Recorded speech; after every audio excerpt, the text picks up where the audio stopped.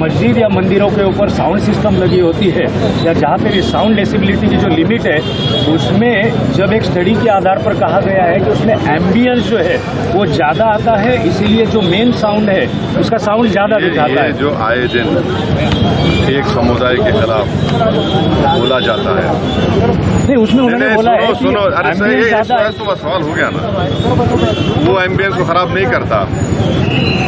ये कुरैश बरादरी के लोग भैंस को लेके जा रहे हैं, भैंस प्रोहिबिटेड नहीं है, आप गौरक्षक रोक के मारते हैं, उससे एम्बियंस खराब नहीं होता। लीगली लेकर जा रहे तो बोलते नहीं मोटर व्हीकल एक्ट लगाएंगे, वो नहीं हुआ तो बोलते क्रूरल्टी ऑफ एनिमल लगाएंगे। आप इससे एम्बियंस खराब नहीं हो रहा। अरे आपकी प्रायोरिटीज गवर्नेंस के क्या है वो हमको बताओ ना। सिर्फ एक ही समुदाय को आप पीछे पड़ेंगे तो आपका वो प्रायोरिटी है क्या? विकसित भारत आप बोल रहे 2047 उससे ऐसा बनेगा विकसित भारत? ये देखना चाहिए सरकार। नांदेड़ इलेक्शन के बारे में क्या तैयारी है मजलिस की, क्या मौकूफ है? नांदेड़ पूरे महाराष्ट्र में लोकल बॉडीज के चुनाव होने वाले हैं। पूरी तैयारी चल रही है। आज भी हमारी मीटिंग हुई है, फिर मैं नांदेड़ को आऊँगा, मीटिंग करेंगे। तैयारी चल रही है। मुंबई महापालिका वहाँ भी कर रहे हैं। अभी इस बार परमिशन लेंगे फिर रैली और सभा के लिए? क्या लोकल बॉडी चुनाव में फरवरी में सभा हुई हमारी, परमिशन से हुई। आपको कैसे मालूम परमिशन नहीं लेते? आप पुलिस कहते हैं क्या? यहाँ पे तो मामला 2010 में जो मुकदमा दर्ज हुआ नहीं है ना। आप तो sir public safety act government ने लाई है और उसके फिर कहा जा रहा है कि नक्सल को, अर्बन नक्सल को खत्म कुछ लोगों का बोलना है कि इसका मिसयूज हो सकता है लोगों के। अरे अगर BNSS ऑलरेडी में सब प्रोविजंस है। BNSS जब पार्लियामेंट में पास हो रहा था, मैं अपोजिशन में कोई नहीं था, मैं इम्तियाज जलील थे, हम उसके खिलाफ वोट दिए। ये PSA ला रहे हैं आप तो BNSS जो अमित शाह लेके वो काफी नहीं है क्या? चलिए बस इसका अकाउंटेबिलिटी किस पर आती है? कैसा वो लोग वो आतंकवादी वहाँ पर गए उस मेडोज में और जाकर वहाँ पर कोई पुलिस की सुरक्षा नहीं। तो ये सब सवालात हैं जो हम आने वाले पार्लियामेंट सेशन में सरकार से पूछेंगे। मगर जहाँ तक गवर्नर साहब ने जो बात कही है तो उनको रिज़ाइन करना चाहिए। भाई 26 लोगों का धर्म पूछकर गोली मारी गई और आप सिर्फ अल्फाज से बोल रहे हैं मैं जिम्मेदार हूँ। तो अंग्रेजी में कहावत है talk is cheap, you walk the talk. आप जो बोल रहे करो फिर। अब उनका टेन्योर ख़त्म हो गया, उनको अभी एक्सटेंशन मिलेगा नहीं मालूम, मगर आप अब बोल रहे हैं। भाई आप बताइए, अगर यहाँ पर मैं कोर्ट को आया है ना, आपको खबर लग गई, वो पहलगाम में नीचे से ऊपर जाना पड़ता, 45 मिनट लगते घोड़ों पर खच्चर पर। एडमिनिस्ट्रेशन को नहीं मालूम होता है कितने लोग जा रहे आ रहे, आज जा रहे आ रहे कितने दिन से। तो ये बराबर फेलियर हुआ है, सिक्योरिटी का फेलियर है। जो 26 हमारे हिंदू भाइयों को मारा गया वो सिक्योरिटी फेलियर है, उसका जवाब देना चाहिए सरकार। अभी अमरनाथ यात्रा चल रही है, उसमें एक भी हादसा अभी तक नहीं हुआ है। अच्छी बात है। क्यों हादसा होना? खुदा ना खास्ता, इंसान है वो लोग, यात्री है, उनकी सुरक्षा करनी चाहिए।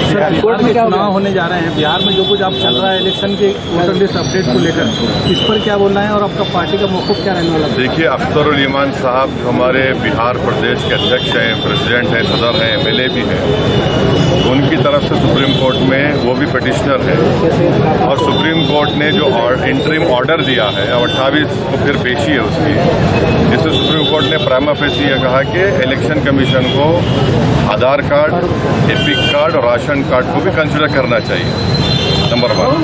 दूसरी बात जो आप लोगों को समझना चाहिए, 2019 में पार्लियामेंट में भारत सरकार ने इलेक्शन कमीशन तरफ से जो जवाब दिया उसमें कहा कि 2016, 2017, 2018 की वोटर लिस्ट में किसी भी फॉरेन नेशनल का नाम नहीं आया, सिवाय तेलंगाना में एक, वेस्ट बंगाल में एक और एक प्रदेश में एक, 3 लोगों का।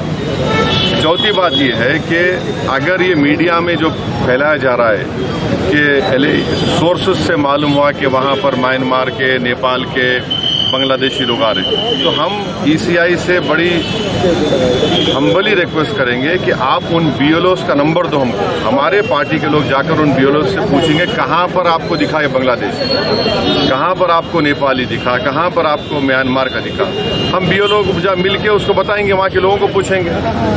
और आखिरी बात यह है कि बिहार में ख़ास तौर से सीमांचल का जो इलाका है यहाँ पे जितने नौजवान हैं, मिसाल के तौर पर उसके 60-70% नौजवान या तो मुंबई में है, हैदराबाद में है, दिल्ली में है, या पंजाब के खेतों में काम कर रहे हैं, या केरल के खेतों में काम कर रहे हैं, है ही नहीं वहाँ पर। कैसा होगा उनका?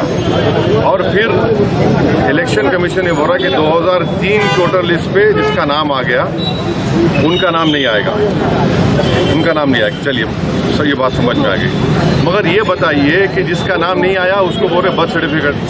तो बिहार सरकार का जो रजिस्ट्रेशन ऑफ बर्थ सर्टिफिकेट है 2004 का 2005 का, एक 13% है 2004 का, 2005 का 16% है, 16% खरीद कहाँ से लाएंगे बर्थ सर्टिफिकेट? फिर बोले 10th का सर्टिफिकेट लगाओ। कितने लोग 10th पास करते भाई बिहार में? कितने लोगों के पास पासपोर्ट है? तो ये प्रैक्टिकल डिफिकल्ट है। हम SIR कराइए, आप उसका टाइम दीजिए। ये जो 1 महीने में आप करना चाह रहे ना कि 25 जुलाई तक जिसका नाम आ गया जो दे दिया फॉर्म, और जो डॉक्यूमेंट नहीं है, डॉक्यूमेंट वो कहाँ से लाएंगे इतनी जल्दी लोग? इसके पीछे कहीं हार का डर तो शामिल नहीं है कि अगर बीजेपी को लगता है इस्तेदार चला जाएगा? सवाल हार जीत का नहीं है, सवाल ये है कि वोट डालेंगे तो कोई हारेगा कोई जीतेगा ना। वोटर लिस्ट में नाम नहीं आया तो कौन जीतेगा, तो अलग बात है। महाराष्ट्र इसलिए मोबाइल क्या कहना है, आप क्या कर रहे हैं इधर पे? जितने एक्यूज थे हम सब ने उसको चार्जेस को डिनाई किया। सर लेकिन एक जो ये चीज आप बैरिस्टर जस्टिस जिले इतने साल के बाद ये मुकदमा चल रहा है, थोड़ा पीछे ही भारतीय अदालतों को इस चीज को बदलना पड़ेगा। बोलिए सर, नीतीश रानी जी ने हिंदी मराठी जबान के ऊपर विवाद चल रहा है, इस बारे में क्या बोलेंगे? वो अभी एक नया बयान दिए हैं कि नमाज भी जो है हिंदी मराठी में अदा की जाए, अजान भी। उनके अगर पुराने ट्वीट आप निकाल के देखेंगे तो तबलीगी जमात के इज्तिमा जो हो रहे थे उसका वेलकम कर रहे थे वो, तो उनका निकाल के देखो आप। ऐसा है। और सर इसके अलावा संजय केरड़कर ने एक बयान, संजय केरड़कर ने बयान दिए हैं आज, खुल्लाबाद का जो नाम है रत्नापुर रखना चाहिए, ऐसा कहा है। देखिए महाराष्ट्र में किसान परेशान है, किसानों की फसलें बंद नहीं हो रही,